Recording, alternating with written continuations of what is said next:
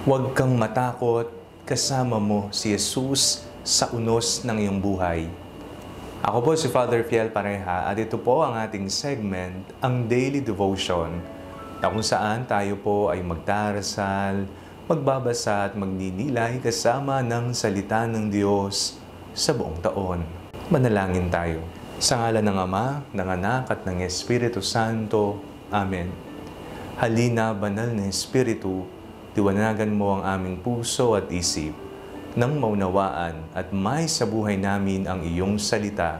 Amen. Our Bible passage for today is from the Gospel of St. Matthew chapter 8, verses 23 to 27, and I read it for you. And when he got into the boat, his disciples followed him. A gale arose on the lake, so great that the boat was being swamped by the waters, but he was asleep.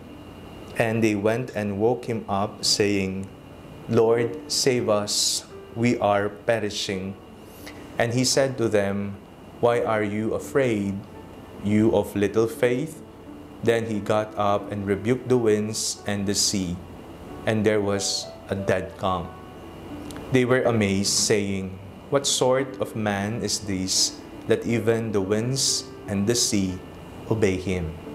Kapag po kayo po'y natatakot, kapag may problema, may mga bagay na bumabagabag sa iyo, ano po ang una ninyong ginagawa? Kayo po ba'y nagmumukmok, umiiyak, nagkukulong? Kayo po ba'y nagagalit o ibinubuntun nyo ang inyong nararamdaman sa ibang tao? Ano po ang inyong inisyal na reaksyon, nararamdaman, pati na ang iyong ginagawa?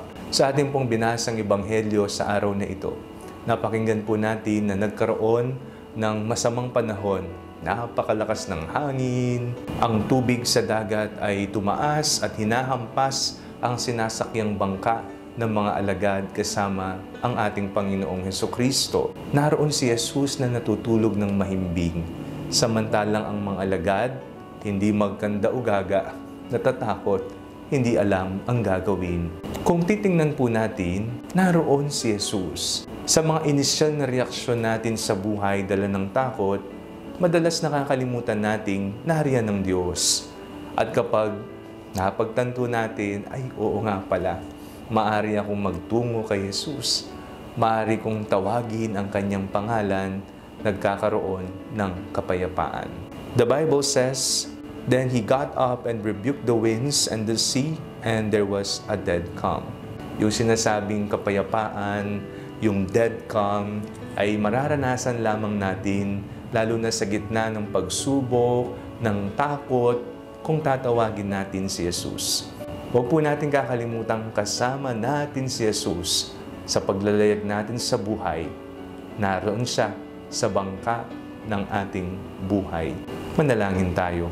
Panginoong Hesukristo, sa tuwing kami po ay natatakot, bumabagabag na iba't ibang problema sa aming buhay, nawa ang inyong presensya ang aming palaging maramdaman.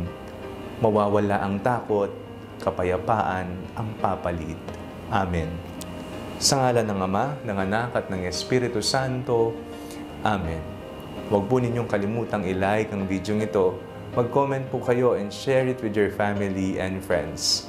Ang Panalangin Bago Matulog ay may sariling Facebook page na po.